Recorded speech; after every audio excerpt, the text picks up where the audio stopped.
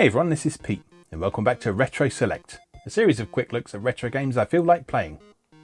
Today's game is Afterburner.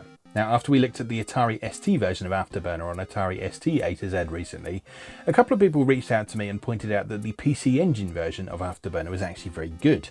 So one of my key points in the Atari ST video was that a lot of arcade conversions simply weren't up to snuff because the technology of home computers at the time was nowhere near what arcade machines offered.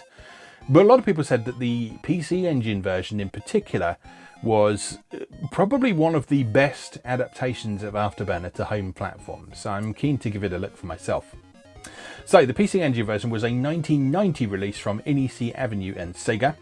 Afterburner itself was originally developed for the arcades by the legendary Yu Suzuki and Sega AM2 and came out in 1987, so it was a good few years between the original arcade version and this release. And it was ported to a wide variety of platforms, but like I say, as we've seen, very few platforms of the day were up to a truly accurate conversion. And the PC Engine version is pretty interesting for being so true to the arcade original, despite the relatively limited hardware of the platform.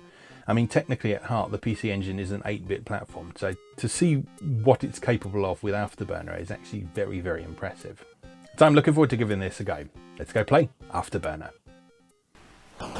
Okay, here we are with Afterburner for PC Engine, which I've been looking forward to giving a look because a lot of people said it's very good. And judging by this initial demo sequence, you can hopefully see why. You can hopefully see that there's a big contrast from the Atari ST version, that we looked at on Atari ST A to Z recently. And yeah, just the smoothness. The smoothness of this is kind of incredible, really. Like it's not using full-on scaling, I don't think. Yeah, if you look at the balls there, they are sort of staying the same size while they're rotating around in different ways. But yeah, it certainly gives a very good illusion of it. Right, let us play. Game start.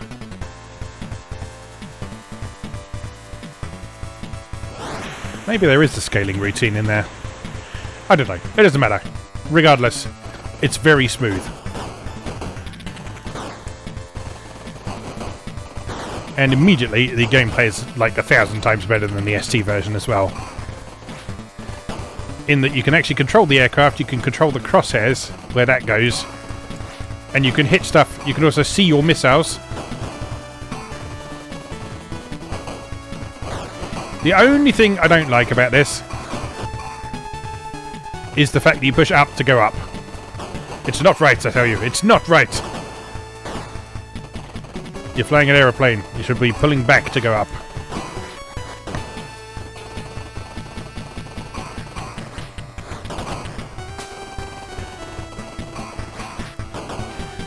Yeah, this is pretty outstanding. Not arcade perfect, but you know, probably as close as you were going to get at the time. It's even got stuff like the little radar screen up in the top right corner, which you don't have in the ST version. The only real thing missing during gameplay in this is an actual score display.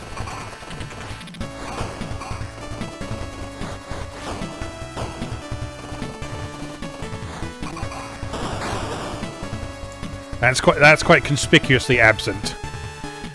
So you only find out what you've scored when the game is over, which I guess it just allows you to concentrate on what the actual game is doing. I don't think it comes up when you... No, it doesn't come up when you pause or anything like that. So yeah, you just have to wait and see. Hope for the best.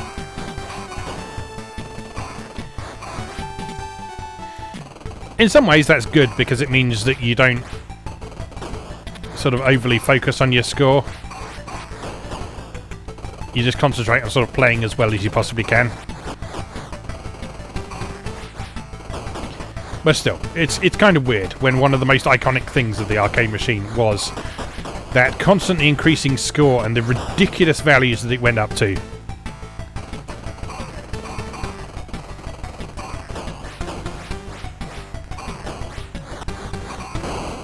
Oh dear. It's not going well.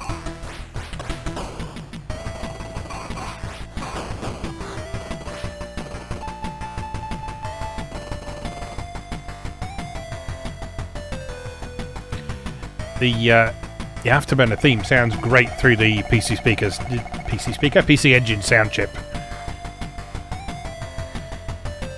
I really like the distinctive sound of the PC Engine sound chip anyway.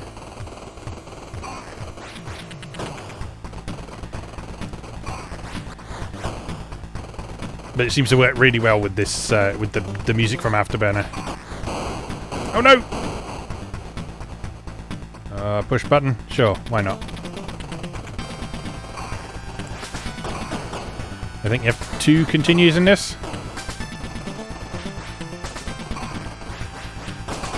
But presumably it will cost you your score.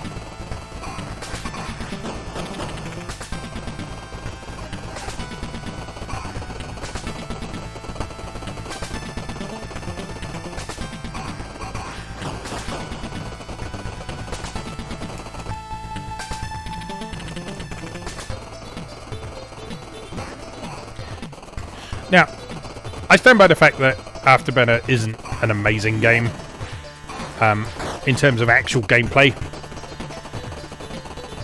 because it's not. There are much better flight games out there, even sort of arcadey style flight games. There are much better ones out there.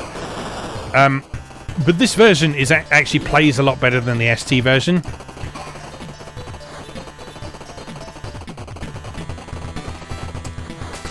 The ST version always felt very much like you were constantly being pushed in the same direction, regardless of what you were doing with the joystick. But the difference here, if you look at the radar in the corner, you'll notice actually sort of quite an important, distinctive part of this game is actually your kind of position in 3D space, as it were.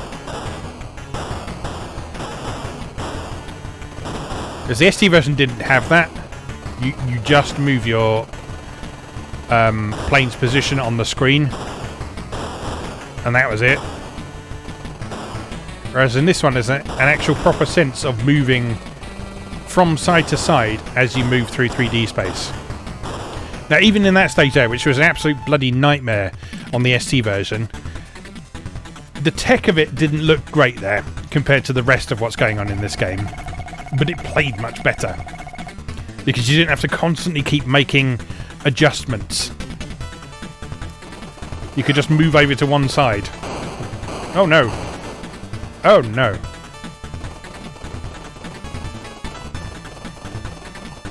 Hello?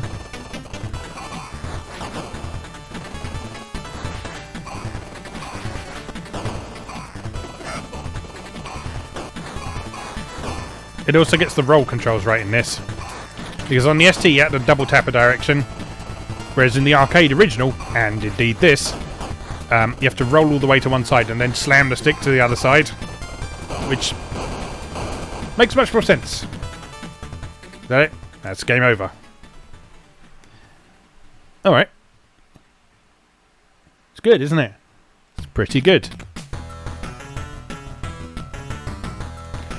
Let's pop our name in.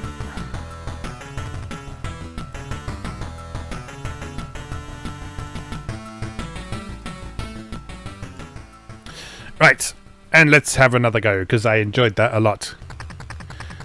Get ready.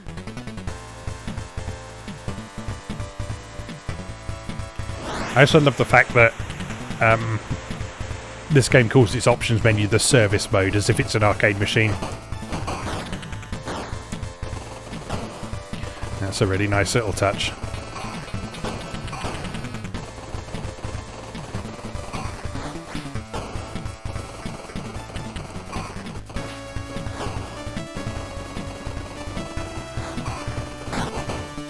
Whoops! Bad start. Should not be getting shut down on the first level.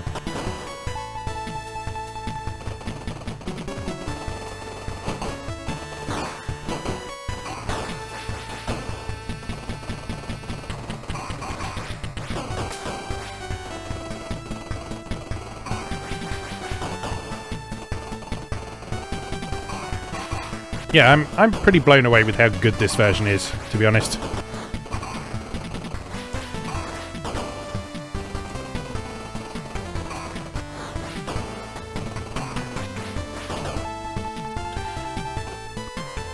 It's one of many reasons why I find myself sort of constantly surprised that the PC Engine wasn't a bigger deal. Because it played host to some absolutely amazing games. And as we can see here, some of the best arcade conversions.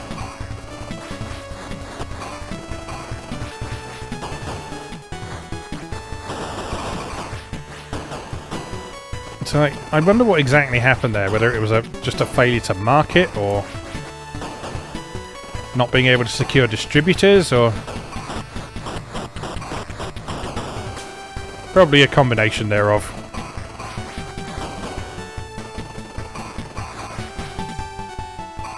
Yeah, certainly over here in the UK, the PC Engine was always like a great mystery. It was something you read about in multi-format magazines that covered import games. So like I've mentioned Ace magazine on these various series numerous times. Ace was one of my favourite multi-format magazines because they often covered stuff like the PC Engine. And I'd see these games... Oh, God. And I'd see these games for PC Engine that weren't available anywhere else, and I'd just be so fascinated by them. I think, I really want to play those, but I literally don't know how I would go about doing that.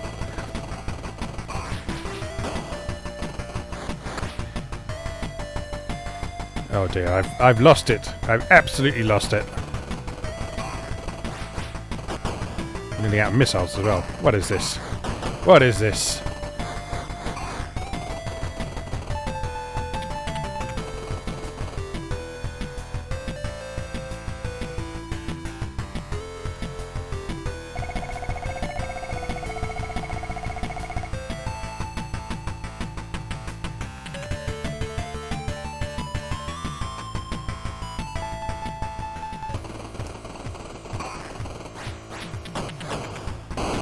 Oh!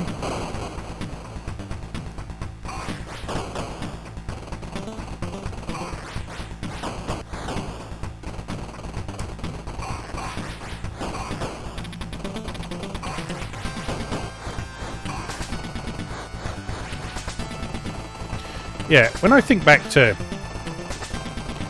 sort of my relatively early days of gaming, I had a Super NES, but I really sort of... I don't know if I want to say underappreciated it at the time, but I didn't have many games for it. And so console gaming was sort of quite an underexplored area for me back in the day. I was still gaming on the Atari 8-bit and the Atari ST, and then later on MS-DOS PC. And spare again. And so, although I had a Super NES, I never had that many games for it. I had like all the essentials. So I had like Super Mario World, Super Mario Kart, Star Fox, Zelda, SimCity, Street Fighter 2. But beyond that, I never really explored that much further.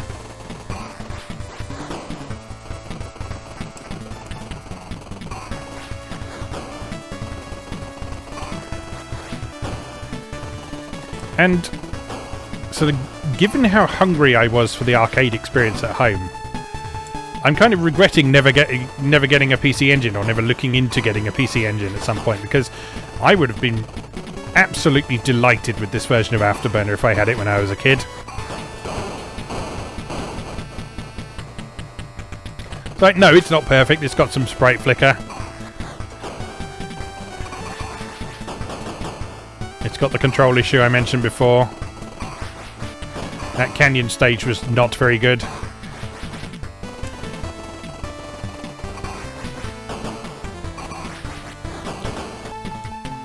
But it's just worlds apart from that ST version that we looked at.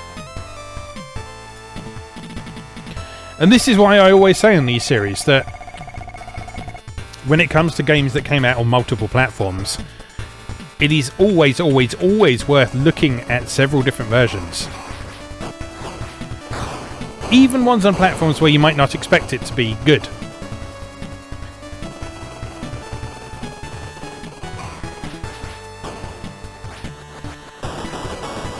Because sometimes there are pleasant surprises in store.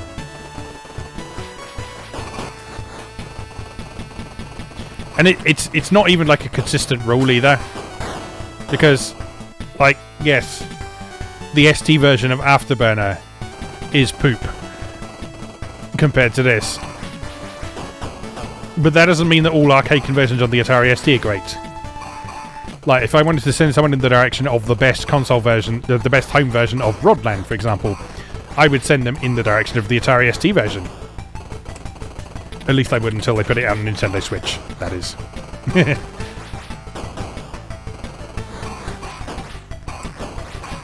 In fact, I'd still send people in the direction of the ST version, because the ST version has a few of its own distinct features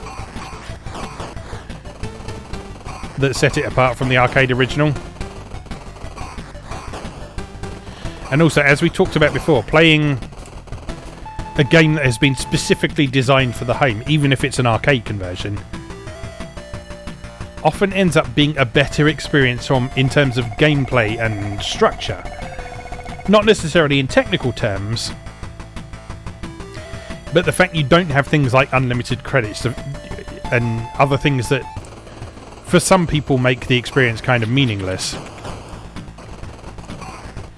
Like, because you've only got 2 credits in this version of Afterburner, completing it is an achievement.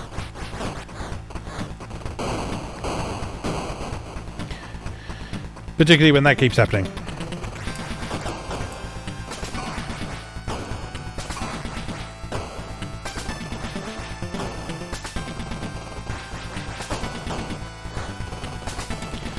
Yeah, the sense of 3D in this version is so much better.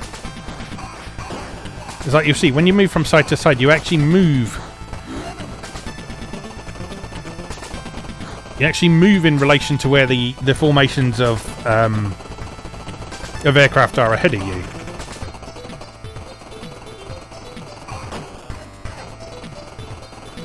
Rather than that just sort of weird snapping back to the middle that the ST version did. Get out of here.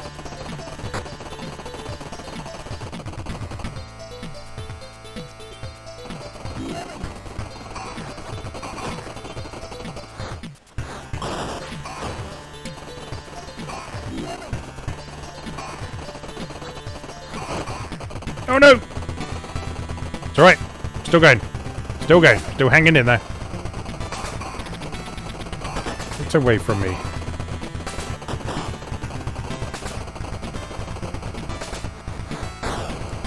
Uh-oh. It's all over. It's all over. Well, I think that's made our point. Yeah. Yeah, I think that's very much made our point. So thank you to everyone who recommended I try out the PC Engine version of this, because yes, it's very good.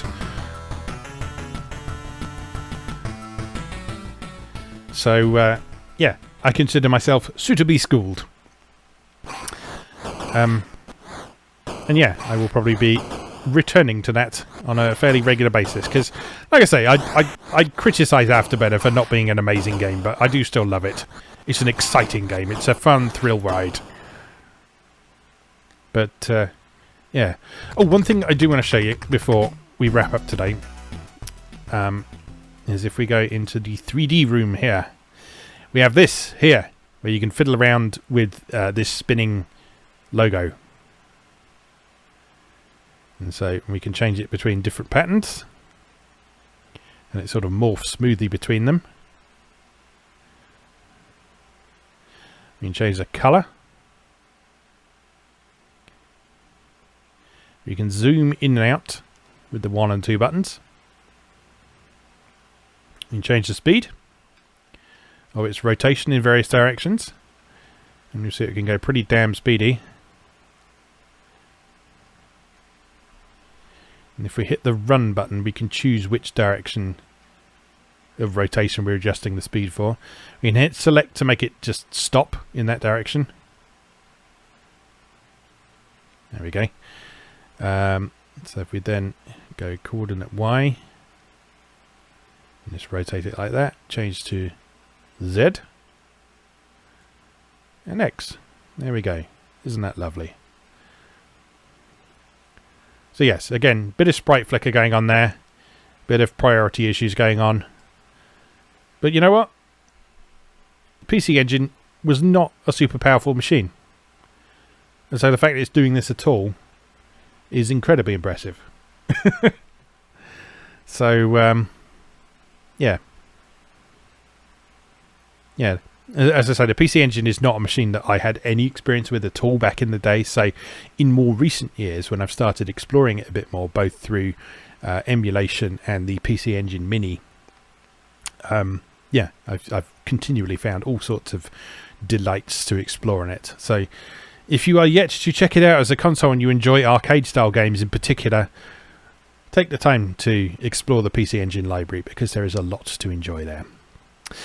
But yes, that was Afterburner. As always, thank you very much for watching, and I'll see you again next time.